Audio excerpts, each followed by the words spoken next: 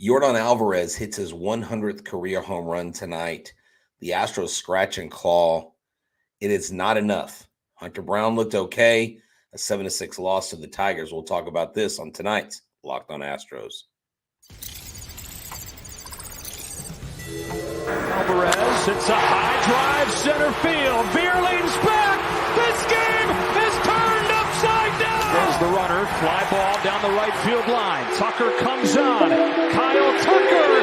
This time they finish the job. Hello and welcome to Locked On Astros, your daily Astros podcast. Here are your hosts, Eric the Man Huysman and Brett H-Town Wheelhouse Chancey.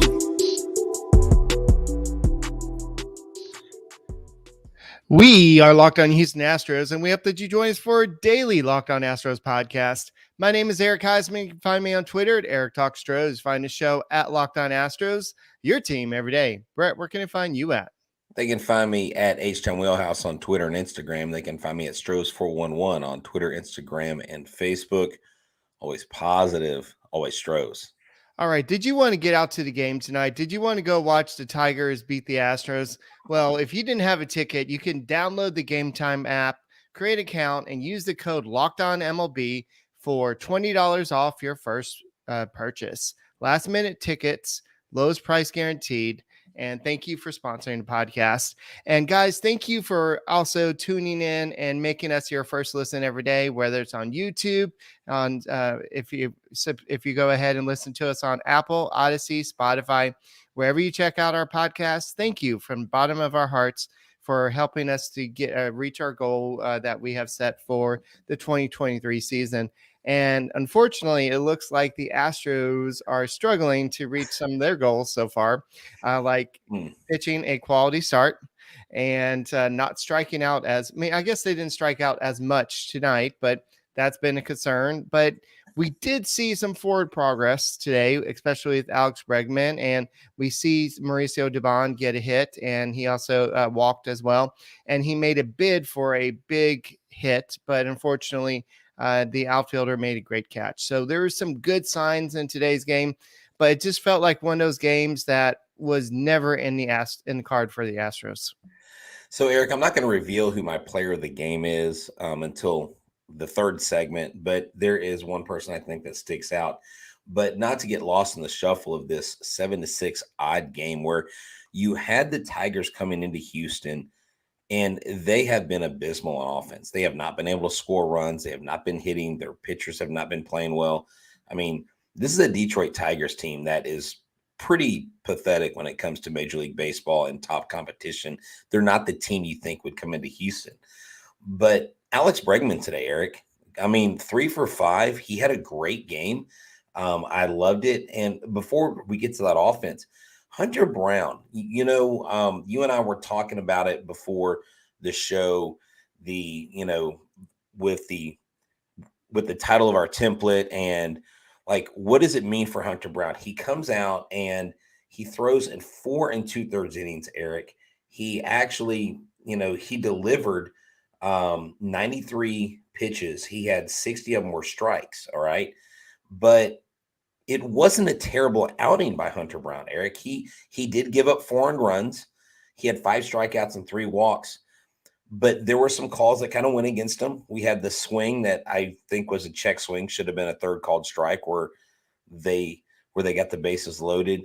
And look, the Tigers mustered something out of not much. And that's what's been happening with the starting pitching is we haven't been giving up a ton of runs.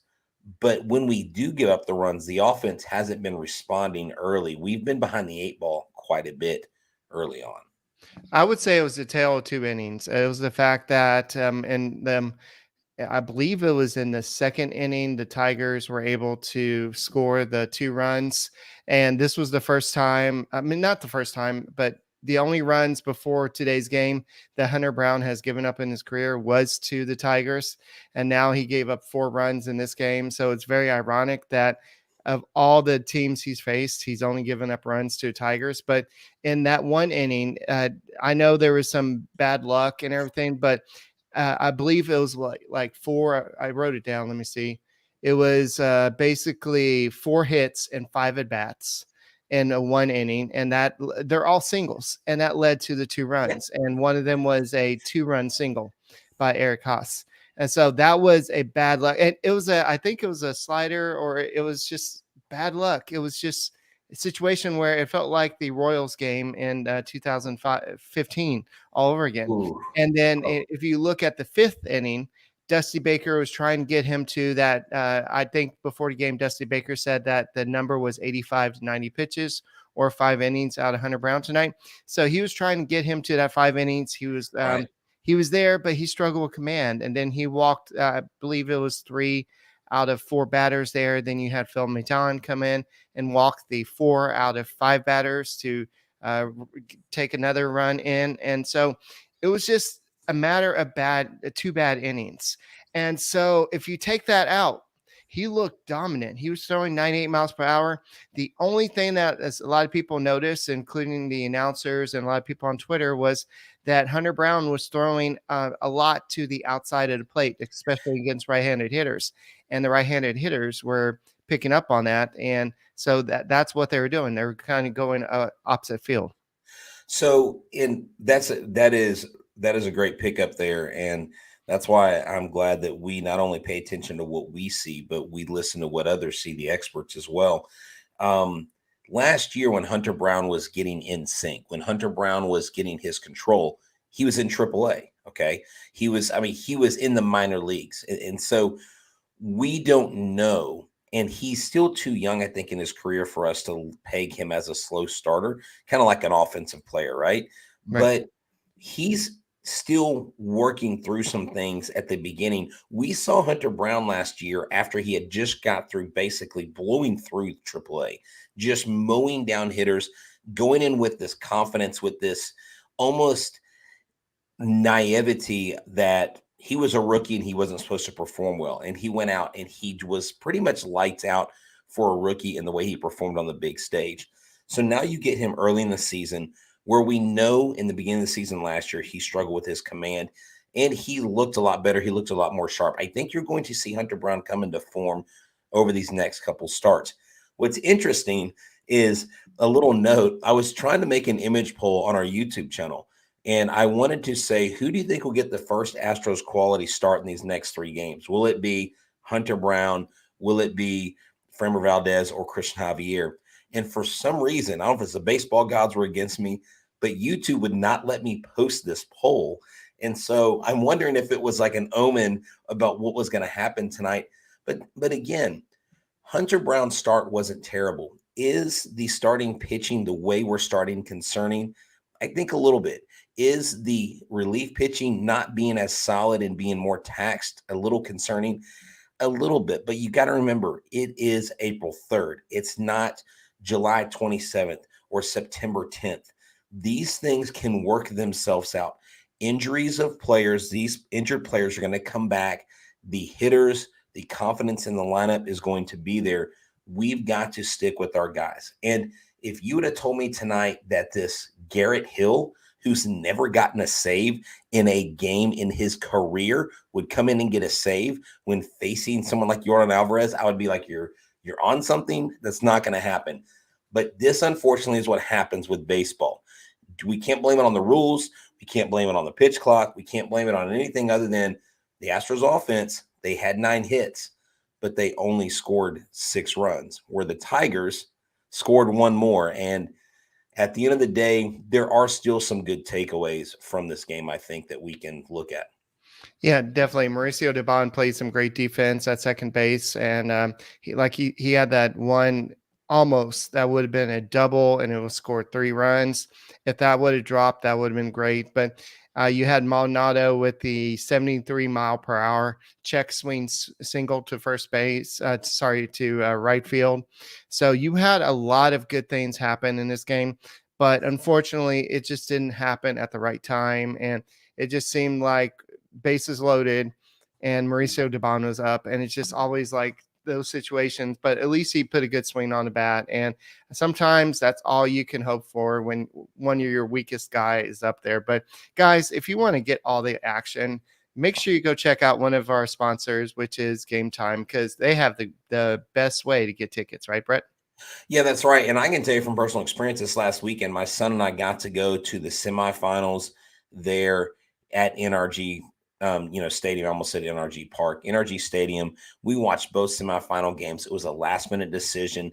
I got some amazing ticket deals. I promise you, I paid a lot less than the people that were sitting around us. Buying tickets to your favorite events shouldn't be stressful, and it wasn't. Game time is fast and easy, and I'm here to prove it. Right before tip off happened, I went on and I got the best price guaranteed. I didn't stress out. I had the tickets on my app by the time I walked up to NRG Stadium. Yes, we got there around halftime of the first game, but we were there for the buzzer beater. Why? Because I had game time in my back pocket. That's right. Flash deals and last minute tickets. That's what I used. The lowest price guaranteed. And there's event cancellation protection if your event gets canceled, or job loss protection where they're looking out for you, the customer. It is the place for these ticket deals. I mean, you want to go to an event. It doesn't matter if it's a concert. It doesn't matter if it's baseball, basketball, comedy shows, theater. You have this 110% guarantee that they'll give you the money back. So here's the deal. They say that if you don't find the best price, then you find tickets at the same section and at the same row for less. Game Time will credit you 110% the difference. That's right. So make sure that you check that out. The tickets are sent directly to your phone. I got them on my phone. Snag the tickets without the stress. Download the Game Time app today. Create an account and use the code LOCKEDONMLB for $20 off your first purchase. I actually use that code. Terms apply. Again, create an account and redeem Locked On MLB for $20 off. Download Game Time today. Last minute tickets, lowest price guarantee. Hey, Eric, real quick before we come in, someone had asked what is going on with Stanek or why wasn't he in there, and I just want to make a note before that comment gets lost here on the show. He was preparing to go in, and I think they did a good thing in not putting him in too quickly because the bullpen is taxed, Eric. I mean, these guys have been pitching a lot more innings, and that's something that we didn't deal with in 2022. Yeah, and he also pitched multiple, or maybe not multiple innings, but he pitched more than one inning the other day. And so they're trying to, as much as they can, rest the bullpen. Dusty Baker said they wish they can carry 27 players in April, especially after the World Baseball Classic, because the starters are not built up. And we're seeing that. I think Framber Valdez was probably stretched out a little bit, but you have Christian Javier, you have Luis Garcia and Jose Urquidy. They all participated in the World Baseball Classic. They were not stretched out like you would like them to be. So you haven't had a quality start yet, and that's what the Astros lived on last year. And why was the Astros bullpen so successful last year? Because they were not used as often as they were in the past. So you went to Phil Maton today, then Ronel Blanco was not supposed to be used in today's game. Dusty Baker was saying, they asked him, and he actually gave a report. They said that Stanek probably not tonight, and then Blanco probably not. But they had to use Blanco. And then you had Brian Abreu. Brian Abreu gave up that home run. And then you had Montero. Then Presley got back in. He looked a little bit better. But Hector Neris, once again, once you try to get him past one inning, it just seems like he struggles. And I'm not going to blame Dusty Baker for pinch hitting for Martin Maldonado. I'm not going to be that guy. But you have to wonder if that has something to do with maybe pitch selection that led to that home run in the 11th inning. So that that could be, and that's something I didn't even think about. Now look, I like this comment, and I want to get your take on this. He said, Willard says, look, face the facts. This game was fixed because there's no way Maldo was out on second base. That call, like video evidence and video replay, what is it supposed to do? It's supposed to remove the question of whether a player is safe or out, whatever the call is. The guy's foot was off the bag, right? And he was clearly there. He was in. But if you look at Chandler Rome's tweet, I mean, I know he's not the most optimistic person, but he was like, there's no way they're going to overturn that. And oops, they confirmed that. That's a big surprise. It would have been bigger surprise if they overturned it. Well, so, but but again, if the guy's foot is clearly off the bag, and that's the consensus, not just from one person, from everybody, Right. then why are we reviewing plays? I think it's going back to the old neighborhood play that they used to do in baseball, but before replay, but you have replay. Use the freaking Yeah. replay. I mean, you Yeah, could this tell isn't. that when he reached up to catch the ball, that his foot came off, and then he took the foot off the bag, and then that's it. So Well, maybe New York's, he intended to touch the bag with his foot. And it's Detroit, and they're not going to have many wins this year, so we might as well give them a win. No, I'm Eric, I'm being completely facetious, but it's little things like that in a game like this that go a long way. But dude, let's talk about Alex Bregman. Alex Bregman was like, what was he, 0 for 18 going into this game? He was 3 for 5 today. Now, he had 2 runs. He didn't have any RBI, but 3 for 5. That's a solid game, hit by pitch. Alex Bregman, because Yordan Alvarez has really been your real bright spot, and then you have Jose Abreu. How many games does he have now hit in a row? 5. 5 games. So there you go. Abreu, Bregman, and Alvarez. Look, those 3 are hitting the ball, and that's a good thing for Bregman to get hot. If Bregman gets hot, I think the Astros can easily take the next 2 games of the series. This was just a baseball game. Sometimes baseball games happen, and it's frustrating because there's no reason on paper why Team A gets beat by Team B, but Team B just outperforms the other. As Forrest Gump says, you know what happens. You never know what you're going to get. The T-shirts. Tonight. You know what I'm talking about. Oh, yes, it happens. It does happen. Yes. So Pena's looking, I mean, he's batting 200, but he's still making good bats. He had RBI today. Bregman had the 3-hit day. Alvarez had a big swing. I know that he tried to call timeout during one of his at-bats, and the umpire didn't grant it. And then he kind of did a weak ground out to, I think it was third base, and then he griped at the umpire. I was trying to call timeout for like 3 seconds, and you wouldn't do it. So I don't know if maybe once you settle at 8 seconds, you're not allowed to call timeout. I don't know what the reasoning was for that. But Tucker had a rare hitless night, even though he did have a walk, and McCormick went hitless. And so you have Hensley, who got a hit today. Devon got a hit. Then Maldonado had a hit today. So the Astros did get some hits overall. So you're seeing some positive signs, mostly on the Bregman side. Abreu had that I think it was in the 9th inning to tie the game. He had that the double off of the wall where Austin Meadows, I mean, he had no chance of catching it, but the ball kind of got away from him and allowed the run to score. But overall, the Astros, I'm not worried about the offense. I'm not worried about the starting pitching long term, but they've got to go deeper in games because they're going to wear out this bullpen. You're going to see some arms start falling apart pretty soon. Right. I'm gonna state here on the show what I put in a tweet today. The Rangers aren't your AL West division champs, just like the Astros aren't a 500 team. But I'm telling you, at the end of April, the Astros may only be 1 game over 500 if they are. If they keep playing like this, they may struggle. They may be 13-14. They may be 12-15. And that's okay. Slow starts are okay as long as you're fixing them, as long as pieces are coming along, as long as guys that are not hot get hot, as long as relief pitchers figure it out. Neris cannot give up these hits. This relief, when the starters are failing to get your 5 or 6 innings that you really need them to get, that they were accustomed to last year, that's why the bullpen was elite. The bullpen, I'm not saying they're not elite, but when your starting pitching is performing the way it was in 2022, your bullpen has a lot more room to breathe and they're rested. I just think, Eric, that we are going to have to be patient with this team. And I said at the beginning that the Astros, I still believe, are going to win this World Series in 2023. But the road to the World Series in 2023 is going to be rocky. I mean, Veerling, the guy that Yordan Alvarez crushed the ball over in Game 6 of the World Series with the Phillies, was the guy that hit the game-winning home run tonight in center field against the Astros. Right. I was like, this is a weird baseball kind of like turn of events, right? Oh, how the turntables. You know, he was loving that home run because he probably still remembers watching Yordan's ball go to the moon.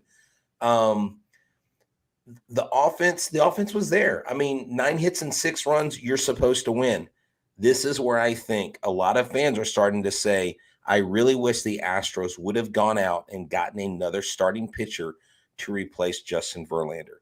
Like you said, I don't know that these things are sustained long term, but it sure would have been nice to go out to get one of these Japanese pitchers, to go out to get one of these pitchers on the free agent market, a frontline starter to inject a little bit more life into the veins. Because look, with McCullers being on the shelf, I mean, he's pretty much a non-factor. And until he pitches an inning, like, who is Lance McCullers? I'm sorry.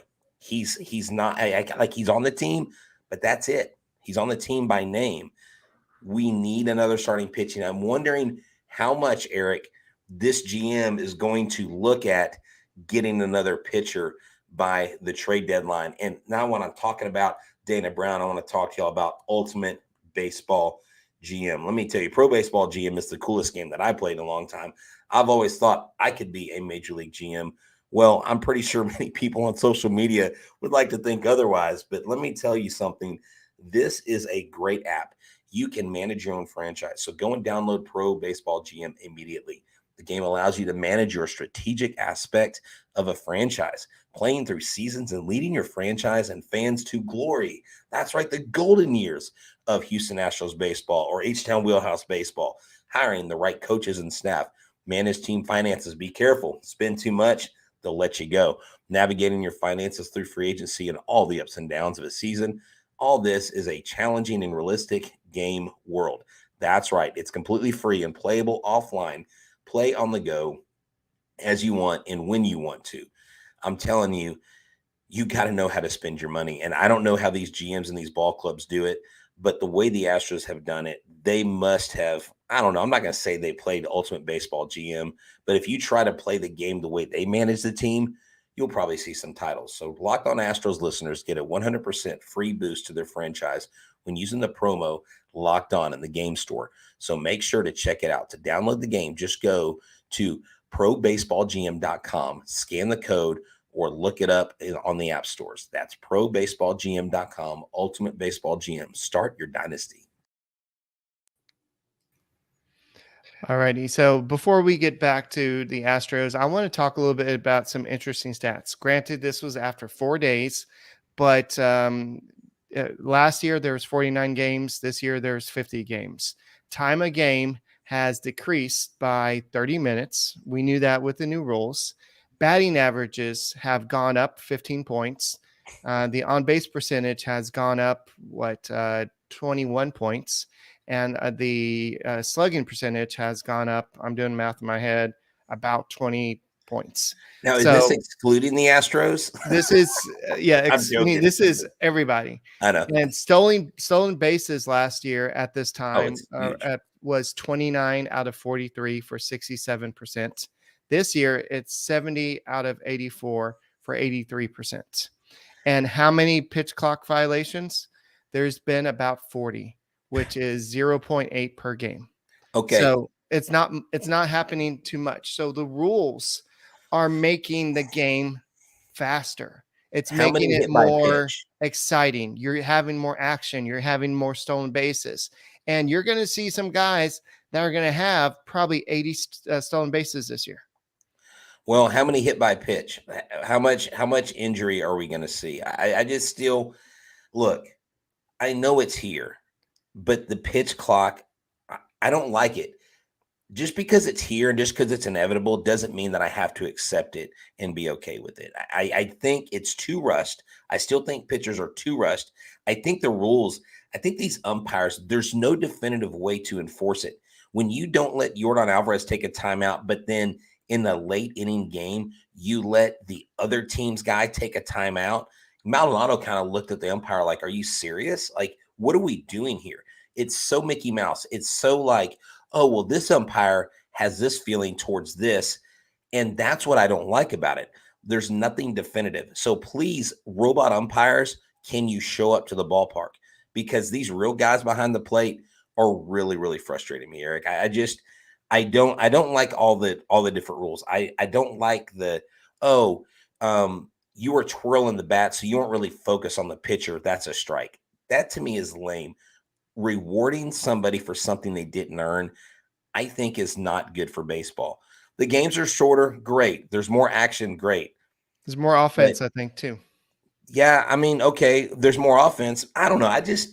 I'm still, look, I guess I'm old school, man. Call me an old dude. I don't care. I just don't like it. The pitch clock needs to be extended. If it's here to stay, it's too damn short. Period. In the story, it needs to be extended. It doesn't give the people enough time, and it's completely irrational. Like, your catcher's on second base. He's got to go in and get ready. Or even, can we bring up the bat boy and bat girl thing again? Like, they're going to actually, like, tell a club, you got to let them go if they're too slow. I don't know. They're just so many things that baseball's trying to control. You're taking away from what baseball is. It's a unique sport. It's not like other sports. It's not basketball. It's never going to be football. It's its own thing. All right. I have some good news, though. Dana Brown did say that JJ Madajevic and Bly Madrias are still members of the Houston Astros organization. They cleared waivers, and so now they're outrighted down to AAA. So, yay, they're still there. And Okay. we haven't really discussed it much, but the minor leagues now have a collective bargaining agreement, and the owners just ratified it today. 30 out of, all 30 owners of the big league teams have ratified it. That means that you're going to see more higher pay at the minor league level, and you're going to probably see a lot more stuff to kind of encourage players to go to baseball, because we know it's a grind at the minor league level. You have people sleeping, just not getting paid enough and everything, working jobs outside of baseball. So I think what you're going to see is more of a players association with the minor league baseball. And I think that even the players association has even taken them in as well. Yeah, so they have actually unionized. And to note, even though this is an improvement for minor leaguers and they do get their living expenses taken care of, basically they get apartments and all that stuff. I don't know if you look at their salaries, dude. They still don't make. They hardly make a livable wage. They make under what most teachers make a year. But that should be going up. Yeah, right. And I get that. I'm just saying, like, do some research into the minor leagues and see how much these guys don't get paid. I'm just saying for everybody, look, it's good work, pat on the back, Major League Baseball, but you still got a long ways to go, because these guys, the road trips, what they have to put up with, what they have to deal with, what their families have to go through, like, they do need to be compensated more. And I can't imagine 10, 15, 20, 30 years ago. I mean, I've heard stories of friends of mine that were in the minor leagues right out of high school and things like that. And it is not an easy life. We pay attention to the guys that spend maybe 1 or 2 years in the minors and they come up to the pros and they're making the big money, right? But it's the guys like the Lewis Brinson, the other guys, Corey Julks, who's 27, who spent, a few years in the minors. Those are the guys that really struggle. And sometimes those are the guys that are grinding, that really deserve a reward down the road. But look, Major League Baseball is doing at least something in the right direction, and I think that's a good thing. And I'm sure any raise is appreciated, but there's still definitely a lot more work to be done in that area, I think. All right. So I know that you kind of teased it earlier, but I believe both of our players of the game has to be Yordan Alvarez, even though he only had that one hit, but there was a big hit. It tied the game at the time.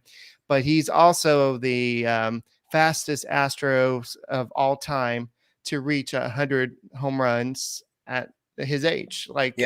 He did it in 372 games. The fastest player before that was Lance Berkman at 452 games. So if you're looking at MLB records, you have Ryan Howard at 325 games, Pete Alonso, 347 games. And what the heck happened to Gary Sanchez at 355 games? Then you have Aaron Judge at 371 and Yordan Alvarez at 372. So that he's under, except for Gary Sanchez, he's in elite company. He is, and he actually has gotten an RBI in every game in his last at bat this year. I think that's pretty amazing. Like his RBIs are coming in late, and that's something we need to think about, Eric. The Astros are scoring late in games. The Astros are taking advantage of the bullpens. They just need to take advantage of the starting pitchers. Did you see what the White Sox did today? Yeah, I think their starter gave up like 5 home runs or something. They were terrible. I was like, wait, where was that White Sox team? Why didn't they come to Houston? They brought their A game against us. And yeah, and that's another aspect of it. They are going to bring their A game. Everybody's going to bring their A game. But again, we're not a 500 club. The Rangers aren't the champions. The Mariners aren't going to stay at the bottom of the AL West like they are now. Things will flip and normalize once everything kind of gets stabilized. And you're going to see the Astros rise to the top, because that's what the cream always does. It rises to the top. And the pretenders and the contenders start falling by the wayside. We are contenders. Everybody else is chasing us, no matter where we are right now on April 3rd. But look, it's a Tigers. It's a loss. Oh, well, let's just move on to the next game. We got Framber and Javier the next 2 games. So I think our chances are really good. Yeah, we'll talk about the matchup for a second, but I do want to bring up that the Astros did a really great thing tonight. They had Autism Awareness Night, and Alex Bregman signed a hat and I think gave it away. And they had they had a couple kids on the field to meet Alex Bregman. But they had these hats, and I really wanted to go to the game to get a hat for somebody. But it's a cool situation that they actually did this. And so it's cool that they did that.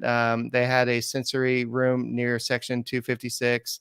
They had a lower PA volume in certain sections. And for one game only, they had no stadium lighting effects. You know how they're doing all the lighting stuff. So they weren't going to do that during Alvarez's home run and everything, just for the people that have autism. So that is a pretty cool move for the Houston Astros, because all those are triggers for that. So thank you for Astros for doing that. And let's kind of take a look at this next game. It's going to be Matt Manning versus Framber Valdez. The only person that's faced Manning is Jose Abreu. In 10 at-bats, he's batting 200 with 2 RBIs. And if you're looking about who's faced Valdez, it's pretty much all of them. Haas is batting 429 and 7 bats. Cabrera is batting 500 and 6 at-bats. Baez is batting 429 and 7 at-bats. And so what the key of the game is, Valdez has got to go deeper in this game, and the Astros have got to have a lead. I can't believe that they did not have a lead this entire game. That was weird when they tied it up. And when, I guess those are things that I don't pick up on until someone says it, and I start looking back going, oh my gosh, that's right. They've never had a lead. They do need to get a lead in this next game. This is the Detroit Tigers. This is an inferior ball club. Pretty much to the World Series, Brett. Who? The Tigers. No, they're not, Eric. I'm sorry. I hate to break Detroit's heart. They are 1-3. This was their first win of the season. Eric, we were supposed to sweep this series. Riley Green, that was a sweet home run, though. That over the community sign. Talk about that. That was beautiful. That was Jorge over the train tracks. Who does that? But, Riley Green, for all intents and purposes, he has not really lived up to his billing. No. I mean, he is a huge prospect. He's one of their bright young stars. Do what? Torkelson hasn't much. No, Spencer Torkelson, he hasn't. But look, it's baseball. Any day, anybody can be a champion. If Diaz would have gone out there and hit a walk-off, what are you doing today to be a champion?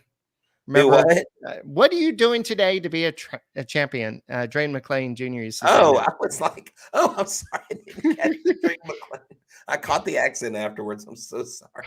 What are you doing today to be a champion? Drayton McClain, not the best owner in Astros history. It's Jim Crane, baby. So, hey, man, that's all I got. Look, 7-6, whatever. Let's move on. Let's take the next 2 of this series, and then let's go out of town and beat up on the Twins. And next show, we do need to talk a little bit about Jeff Bagwell and his new role with Houston Astros, even though it's a very similar role. But we didn't get a chance to talk about it on this show. But that's all we got for this edition of the Locked On Astros podcast. Make sure you tune in to us after every weekday game, and we'll hopefully be talking tomorrow about Astros victory. My name is Eric Huysman. You can find me at Eric Talk Astros. You can find Brett at H-Town Wheelhouse. And we are the Locked On Astros podcast, and we will see you tomorrow. And go Stros. Corey Jones. Oops.